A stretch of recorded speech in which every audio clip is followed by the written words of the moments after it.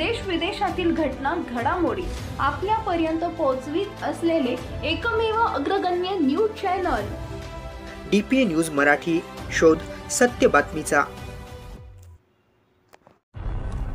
MSEDC meter reader कंत्राटी कामगार संघटनेच्या माध्यमातून आमदार खासदार यांना नाशिक जिल्ह्यामधून कामगारांच्या वतीने निवेदन देण्यात आले आहे. स्मार्ट मीटर, प्रीपेड मीटर शासन प्रत्येकाच्या दारी बसवणार आहे म्हणून MSEDCL मध्ये मीटर रिडिंग घेणारे कामगार यांच्यावर उपासमारीची वेळ आल्याशिवाय राहणार नाही.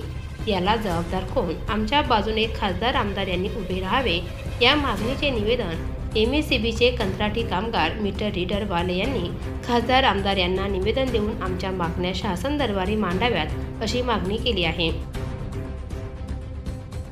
मीटर रीडर संघटनेच्या माध्यमातून करण्यात आली आहे. संपूर्ण महाराष्ट्रभर मीटर रीडरचा आवाज शासन दरबारी घुमताना दिसणार आहे.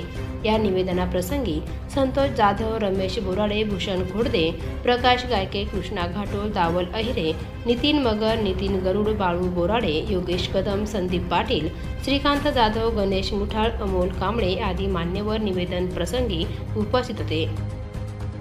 DPA news bureau report, Nashik. ताज्या घडामोडी व अपडेट जाणून घेण्यासाठी आताच DPA न्यूज चॅनलला सबस्क्राईब करा आणि बेल आयकॉन क्लिक करायला विसरू नका.